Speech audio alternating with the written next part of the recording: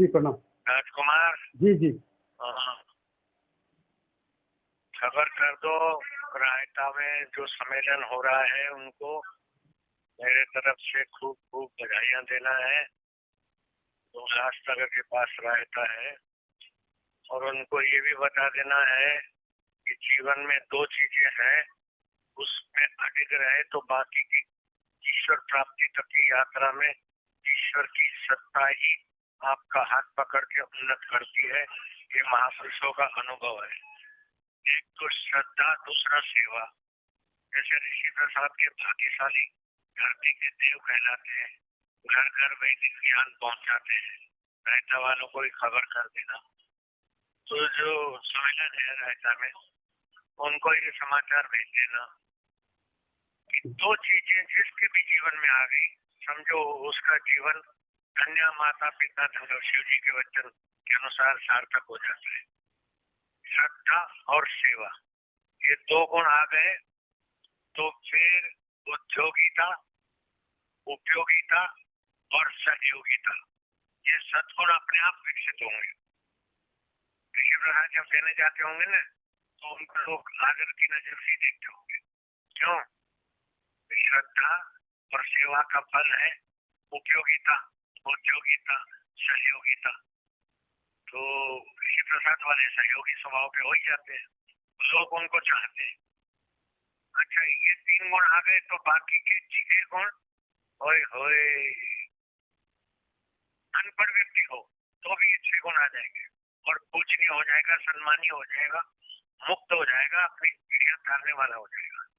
क्या छह चीजें शास्त्र बोलते हैं? उद्यम, साहसम, धैर्यम, बुद्धि, शक्ति, पराक्रम। षडेते यत्र वर्तन्ते तत्र देव सहाय कृत। वो देव आकाश पाताल में नहीं, इंद्र की जय जयकार करने वाला देव नहीं, अंतर आत्मदेव सहाय कर देता है। अगर गलत आदमी काम करता है तो कोई देव पकड़ के उसको नरक में नहीं ले जाता है, और अच्छा काम करता है तो कोई देव बाहर का पकड़ के स्वर्ग में नहीं ले जाएगा। अंतर्यामी देव बुद्धि हर लेगा तो उसको दंड करने जैसे कर्म के तरफ प्रेरणा मिल जाएगी, और अंतर्यामी देव प्रसन्न हो जाएगा तो बस सेवा और श्रद्धा दे दी तो ये तीन गुण आ गए, छह गुण आ जाए। बाद में तो तुम्हारे बल से तुम प्रभु को पालो, इस बात में मेरा विश्वास नहीं है। सो जाने जासु देव जनाई, जानत तुम ही हो जाए। जिसको तुम अपना आप जताना चाहते हो मेरे प्रियतम प्रभु, रोम रोम में रम रहे हो, इसलिए तुम्हारा नाम राम है। दर्शित आकर्षित करते तो कृष्ण है, तुम ही देव हो। और रायता वालों को खूब खूब शाबाश, धन्यवाद।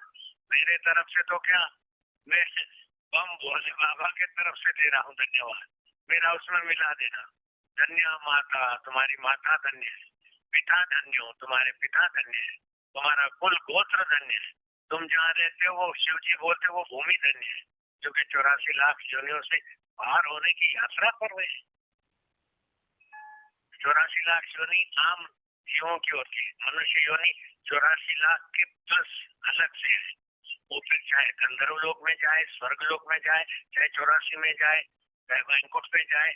अर्जुन ने पूछा, साधना में पूर्णता नहीं हुई तो उसकी दुर्गति तो नहीं होगी? बोले न कश्चित दुर्गति तात गच्छति, सची नाम श्रीमताम के योग भ्रष्टो भी जाए थे।